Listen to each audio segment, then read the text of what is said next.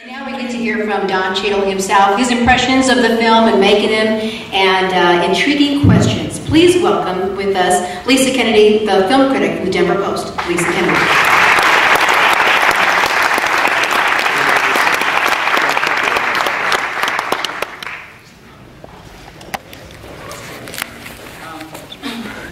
Is this on? They said yes? Hello. There we go. Welcome. And I think I'm just going to ask a couple of questions because you seem completely open to taking questions from the audience, and I think that's a great thing, and I think people in general tend to love that, and you can get some feedback from Crash. So one of the things, obviously, I really want to talk about is that this is Crash is your first outing as a producer, and I want to talk about how that happened and what that's like. Well, very early in the my mic is hot.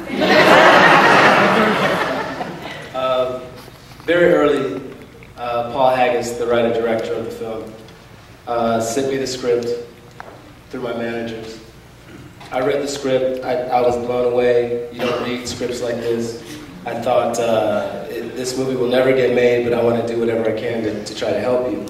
So he said, you could play anything in it. I said, I'll play anything in it. He said, well, would you like to produce it? I said, yeah, I'd love to come on and help you produce it. So that entailed going around the studios, trying to get financing, sort of exploiting my relationships with other actors and other places. Hello. And just other financiers around the city that I thought had money, trying to identify players in that way. And then working on the script with Paul, working on the story, on just doing really what producers do, trying to keep the momentum of the film going, and just moving it forward and getting on the phone and just calling everybody. And then once we did the film, I kind of put the producer hat away. It was an actor. Now mine's dead. I'm sorry. I'll just talk. Can you all hear me? No. Yeah, so then I just did the acting, and then post-production, which is when the film gets assembled, and put music on and all that stuff. I was actually in South Africa doing much of Rwanda, and they would send me dailies. And I would, on the phone 2, 3 o'clock in the morning with the other producers and Paul, and just trying to go over the wrapping up of the film before it actually was completed. Locked. The film was locked, I think, 2-3 months ago. No, November, that's when it was locked. We screened it at the Toronto Film Festival. I saw them. Yeah. Toronto was actually the Don Cheadle Film Festival. Yeah, Hotel Rwanda, Assassination of Richard Nixon, and Crash. And I think that all of those films sort of speak to sort of your ambitions and also, I mean, and why you would have gotten this award as well, which is this sort of artist moving towards activism. And I guess I'd love to sort of talk a little bit about the choices, you know. Well, I think one of the most interesting things was when you heard that you'd won, that you'd been nominated for the Academy. You were in Sudan. I was in Africa at the time, and we had just left Amnabak, I think, a refugee camp in Sudan. And I landed and went to this little, very dangerous hotel where we were staying, and called my wife, and because I hadn't talked to her for 5 days, and I called her, and it was 5 o'clock or 5:30 LA time, and she was up. So that could only mean one thing, that somebody had called her and woke her up and said, "I got nominated." So, she said, "Did you know you got nominated?" I said, "No, I didn't know that." And it was, such a culture, I mean, it was just a shift. And then she told me that Sophie my co-star, had also been nominated, and that's when I kind of started screaming and yelling, because I was really, really happy for her. Well, it was really exciting, and I love the idea that it was like there was a little culture shift too, because when I spoke with you about Hotel Rwanda in Toronto, there was this way in which I think that that's a movie that is actually transformative for the actors, and I think you spoke about that a little bit, and I think that people will probably be interested to hear, because you've done so much work since then too, and gotten even more involved with sort of what's going on in Africa, that it would be interesting to hear how a movie doesn't just transform audiences, but actually sometimes can transform what the sort of, what the actor does. Yeah, well, when that film just sort of opened all of these doors, because everyone saw it as, obviously the Rwandans saw it as a rallying point around what they had been trying to speak about for years, that they felt like they were just not getting a voice and no one was hearing them and no one was paying attention.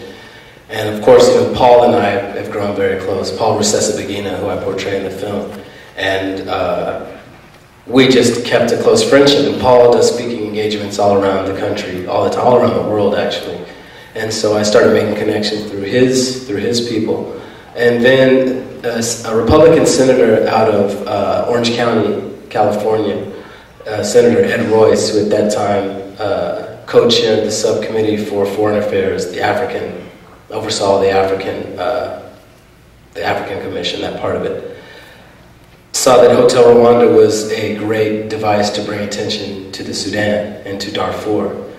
And he asked if I would go along with this congressional delegation to Darfur to see firsthand the refugee camps and speak with some of the leaders there and talk to the non-governmental organizations like Amnesty and the ICG and AMFAR, and people that are out there actually day to day in the camps trying to take care of people.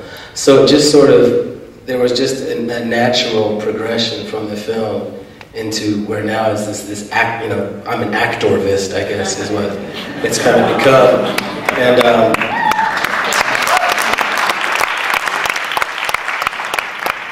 And then, and once you get involved and you start speaking to actual individuals, and it's not just some abstract idea or story that you hear on the news, and you actually meet people, it's really hard if you have the ability to do something and make noise, where the fact that I have a movie coming out allows me to talk about the film, but also allows me to dovetail into talking about Darfur. It's very hard to, if you have that opportunity, once you know people who are being, imperiled by this situation, to not speak up. So I don't have like a big pat myself on the back thing. I got a door open to me that a lot of people didn't have the door open to them, and I just stepped through and said, okay, well, this has been put in my lap, so I'm going to honor it. Sure.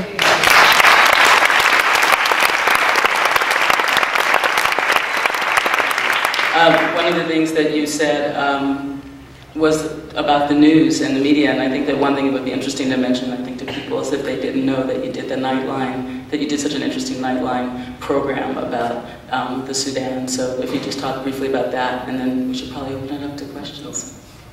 Well, as I said, Ed Royce and also Donald Payne, who was the ranking member in the Committee on Foreign Affairs, asked if I would go along with this congressional delegation, and then I started talking to my agents and my publicists and my manager. I said, this is great that I'm going, but we have to get somebody to go. We have to get a news, we have to get a news component, because it's fine for me to go over there, but the point is to try and make it a real big event. But at the same time, it was kind of tricky, because with the Oscar buzz going on, I didn't want it to look like some sort of self-serving, self-promotional, look at me, go care about people, vote for me. So it was a delicate balance, and thankfully Nightline, a very reputable news organization, agreed to follow us to the Sudan, and Paul Rusesabagina went as well. And John Prendergast, who is a special advisor to the International Crisis Group, we all went along, and they just taped our entire trip. And on the plane ride over there, the producer of the spot said, I thought that I was going to sort of be interviewing you and sort of getting your feedback on the experience. He said, but I think you should actually be the correspondent. We should just do it as you're the stand-up guy, you're the guy in front of the camera taking us through this trip. Which was a little unnerving, because again, I didn't want it to be all about me. I was trying to make it about the Sudan, but it was a natural sort of a fit, and it worked out, and we were able to bring a lot of attention to that part of the country. And they did a 2-part series, and then very soon after I got asked to appear on all these shows. I went on Wolf Blitzer's show, I went on Bill Maher's show, and with Joe Biden and other senators, and we really got to talk about this. And I'm going to be going to Washington this summer and speaking with the House of Representatives about this. And it's just, and President Bush now, he said he's seen 3 movies this year, and one of them is Hotel Rwanda twice, so I guess that adds up to 3, but that's what it is.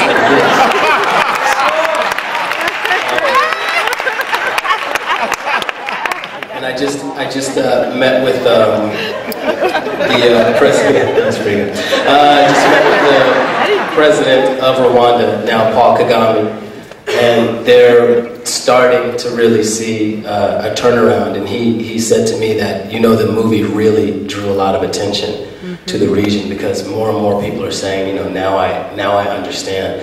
And that's, you never expect to be a part of a film that's going to have some sort of a social impact and really have people thinking in different ways. So I feel very blessed and very fortunate that the two movies that I read in 2003 that I responded to were Crash and Hotel Rwanda, and that we were able to get them both up and running. So I've been really blessed.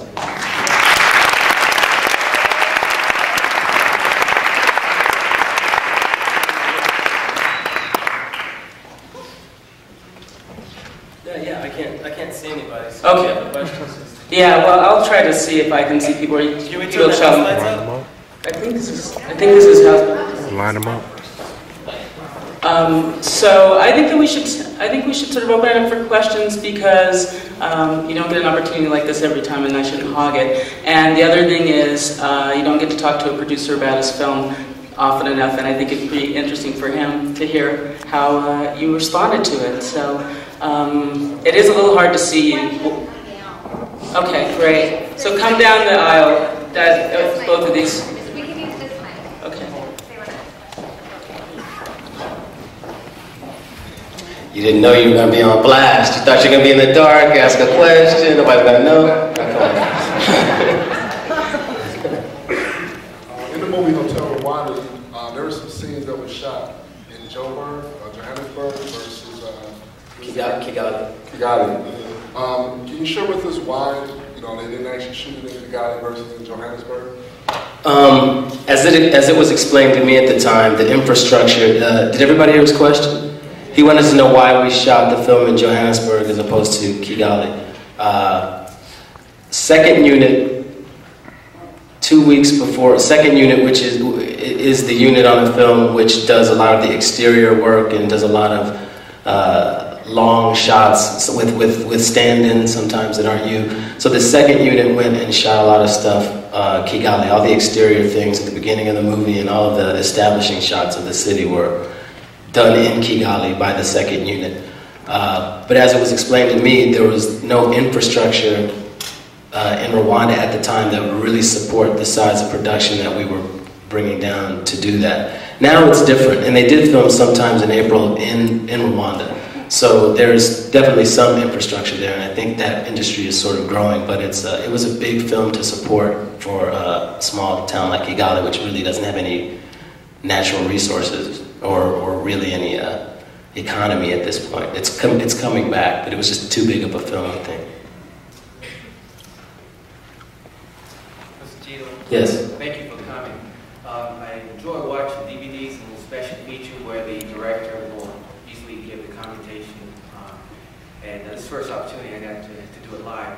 But with Crash, I felt it very entertaining, but I also felt confused in that most films you can pick out the good person and the bad person.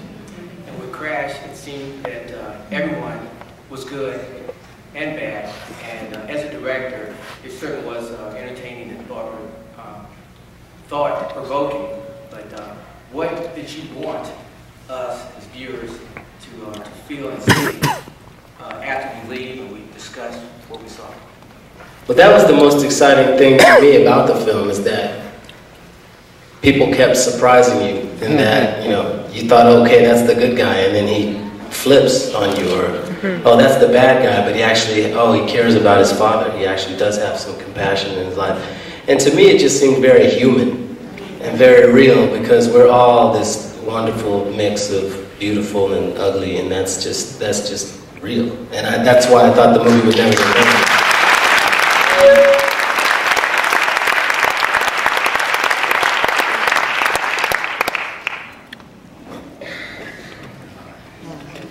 How is it like to be an actor? How is it like to be? What is it like to be an actor? What is it like to be an actor? Wow. It's everything, you know.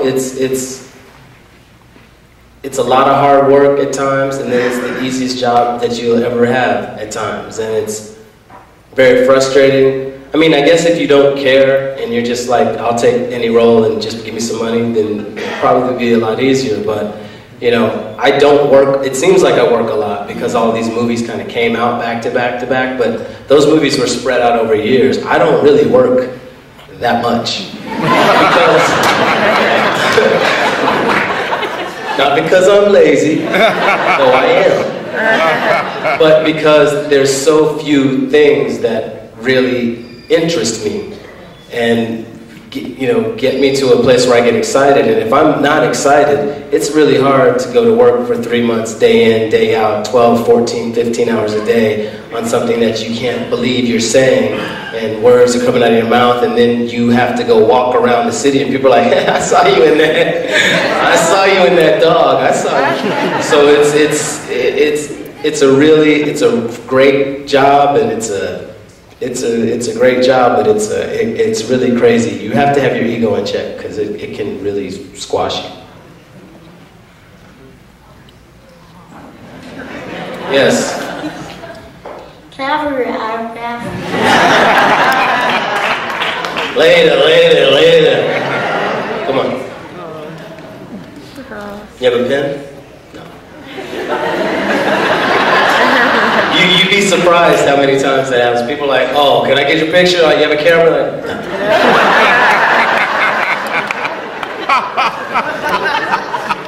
Get here, folks. I think a lot of people don't know your ties to Denver. Can you tell everybody about your connection to Denver, and if you have any other plans to do any other work here? Our family moved to Denver. Maybe my parents can answer that question better. But we moved to Denver first when I was in the 3rd grade, and we lived by Stapleton when it was still Stapleton. There you go. And you could almost hit the planes with snowballs. My sister and I would sit there in the backyard and be like, I can see people in the windows. She's yawning, look. So we lived there during that year, and then we moved back. My family, and because of my father and my mother's both occupation and also pursuing their degrees in school, moved back and forth between Kansas City and Denver and Lincoln, Nebraska, of all places, a bunch of times, until we finally settled here in the 70s. I was in 5th grade and went to Home Elementary School. And then graduated from Home and went to Hamilton. And then went to East High School. So I've actually lived here consistently since the 5th grade. In the 5th grade, 6th grade, no. Hello, Mr. Cheadle, how are you doing? Good. I'm glad that you opened up for question and answer, because I like to ask artists about their smaller pieces of work. And one of the things that I really fell in love with your work was with the BMW film Ticker. Mm-hmm. So can you tell me a little bit about that? Because if you haven't seen it, it's this fabulous little 7-minute film, but the acting is so powerful in that little 7 minutes. Can you tell us about that? Well, the BMW people called me up and they said, will you do this movie, we'll give you a BMW. And I said, lie. First off, it's a movie. No, that's, I wish they would have said, we'll give you a BMW. No, what BMW, in a very smart marketing strategy, hired like 10 of the best directors, Joe Carnahan, John Woo, Frankenheimer. I mean, they got Guy Ritchie, they got top-of-the-line A-list directors to do these little 7-minute vignettes, these little, 7-minute stories that all were on, I don't know, you probably get them on DVD, I have no idea. But they're all, you can check bmwfilms.com, I think, and watch all the movies. They're all really interesting and all really different, but that was just a lark. That just kind of came down the pipe, and I got a call from my agent saying, you don't want to do this, do you? And I said, it sounds like it's fun, I'll do it. I like the director, so I said, yeah. I have one more question. Yeah. Whoops.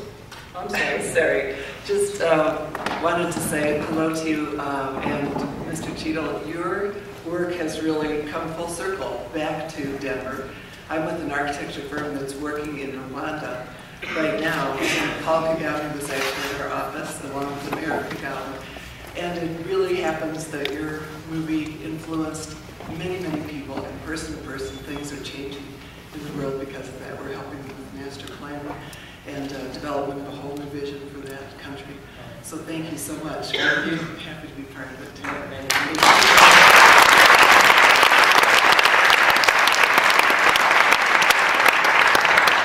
Well, I think that I wanted to ask you, you're going to be directing a film, and I think that's one of the great ways that you can sort of go forward in terms of power in Hollywood. So I'd love you to talk a little bit about Tishomingo Blues and what you're looking forward to in directing, what you were maybe a little bit nervous about, but also just how you chose that Elmer Leonard book. It's, Well, this is a funny story because Elmore Leonard, who wrote, I don't know if you know his novels, he wrote Get Shorty, he wrote Out of Sight, Jackie Brown, this other one that just came out, the novel, Be Cool, he wrote the novel that film is based on.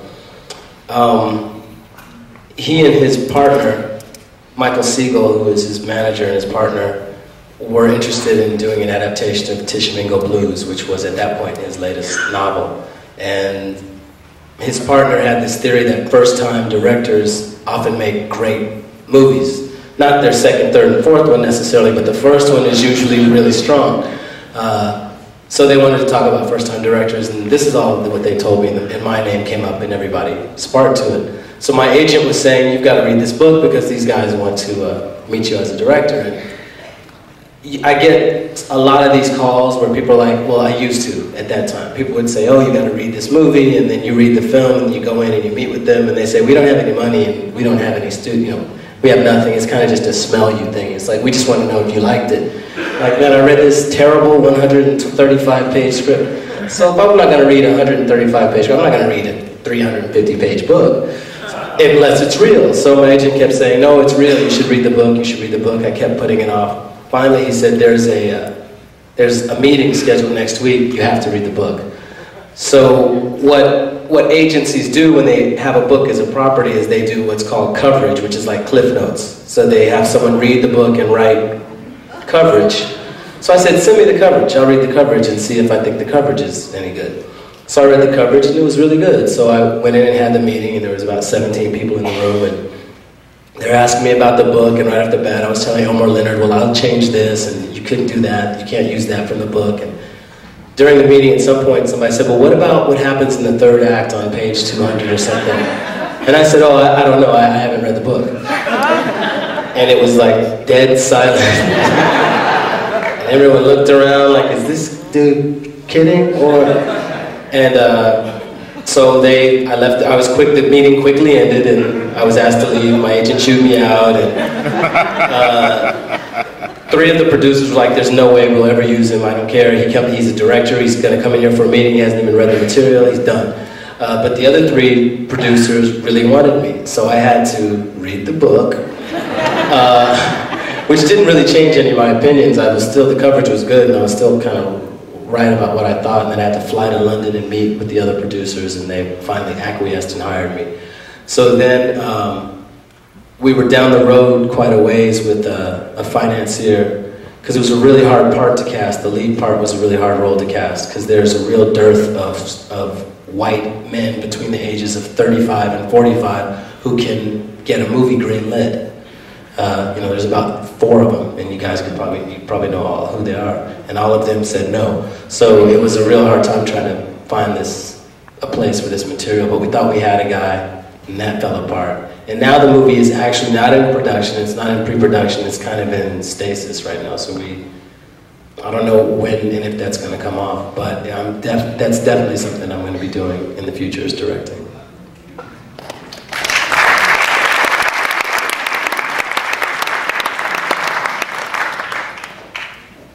Lisa Kennedy for directing those questions from the Denver Post, and an evening with Don Cheadle. What a special treat that was.